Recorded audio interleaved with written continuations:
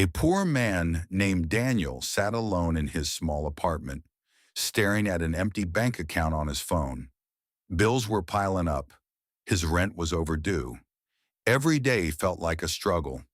That night, Daniel looked up and prayed, God, I don't need millions.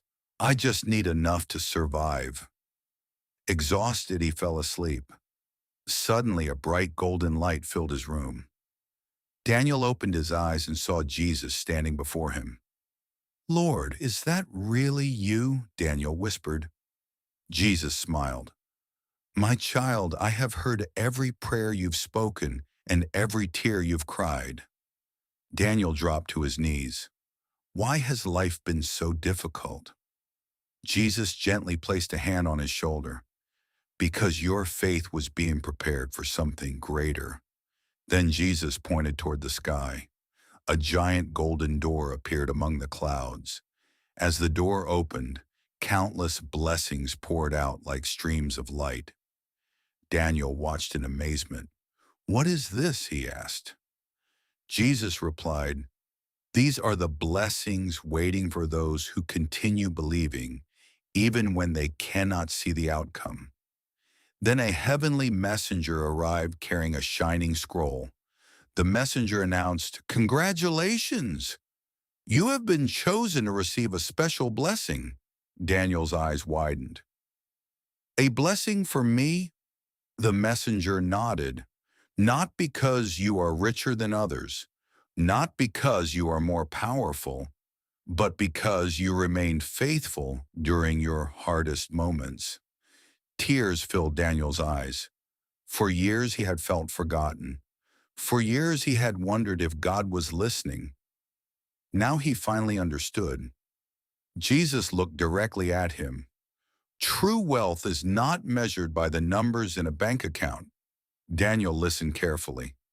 Jesus continued, Real wealth is peace when storms come, hope when life is difficult, love when the world feels cold, and faith when answers seem far away.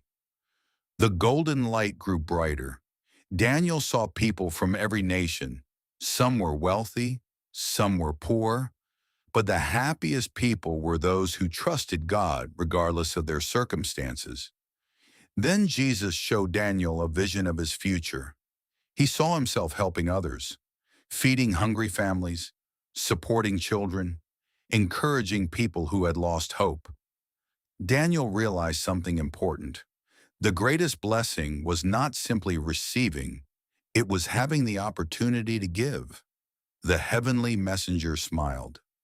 God's blessings are meant to flow through you, not stop with you. Daniel nodded. For the first time in years, he felt completely at peace.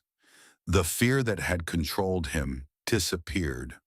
The worry that had filled his heart was gone. When morning arrived, Daniel woke up in his bed. The vision had ended. His apartment was still small. His problems had not magically vanished overnight. But something inside him had changed. He now carried confidence, hope, and faith. He smiled and whispered, Thank you, Lord. As he stepped into the new day, he knew that God's plan for his life was greater than anything he could imagine. And no matter what happened next, he would never walk alone.